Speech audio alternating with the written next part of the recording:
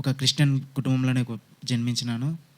నేను చిన్నగా ఉన్నప్పుడే అంటే మా తమ్ముడు పుట్టిన 2 ఇయర్స్‌కే మా డ్యాడీని, మమ్మీని కోల్పోయాను. అయినా కోల్పోయిన తర్వాత ఇక మేము చాలా ఎంతో కష్టాల్లో నా జీవితం నడిచింది. ఏంటంటే ఫాదర్, మదర్ ఉంటే ఏమి అవసరం ఉన్నా కానీ తీరుస్తాడు. బట్ దేవుడు అంటే నా ఫాదర్, మదర్ లేక ఎన్నో కష్టాలు పడ్డాను. అయినా కానీ దేవుడు ఏమని ఉన్నదంటే జెర్మియా రాసిన 23వ అధ్యాయము 11వ వచనం ఏముంటుందంటే, నేను నీ కొరకు ఉద్దేశించిన సంగతులు నేను ఎరుగుదును. 29:11 రాబోయే కాలంలో అవి మేలుకరమే కానీ హానికరమైన కాదని అంటుంది. అయితే నాకు వచ్చిన ప్రతి కష్టంలో దేవుడు నాకు సహాయంగా ఉన్నాడు. అంటే నేను చదువులనైనా కానీ నేను చేసిన ప్రతి పనిలో ఇప్పుడు ఒక తల్లిదండ్రి లేకుంటే ఎలా ఉంటుందంటే ఎవరు నడిపించేటోళ్ళు ఉండరు. ఏ విధంగా వెళ్ళాలి, ఏ విధంగా పోవాలి, ఏం చేయాలని చెప్పేవారు కూడా ఉండరు.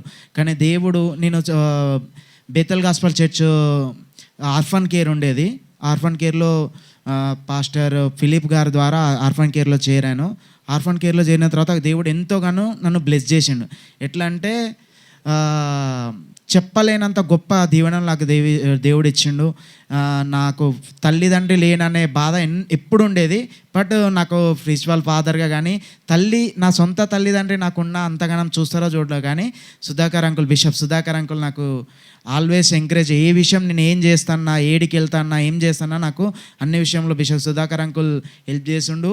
అదేవిధంగా ఇప్పుడు నేను ఒక ప్రైవేట్ కంపెనీలో జాబ్ చేస్తూ, తమ్ముడు ఏరోనాటికల్ ఇంజనీరింగ్ చేస్తుండు. తమ్మునికి చదువులో నేను తోడుగా ఉంటున్నాను.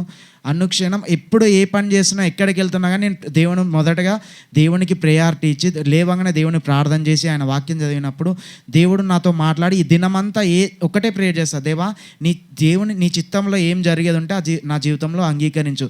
అది చెడైనా కానీ మంచైనా కానీ నా జీవితంలో అంగీకరిస్తాను, నేను రెడీగా ఉంటానని ప్రేయర్ చేసుకున్నప్పుడు దేవుడు అన్నీ ఎక్కడికి వెళ్ళినా ఏం చేసినా కానీ నేను ఉన్న ప్రదేశంలో కూడా దేవుడు గొప్ప కార్యాలు జరిపిస్తున్నాడు. ఈ చిన్ని సాక్ష్యం దేవుడు దీవించును గాక. ఆమేన్.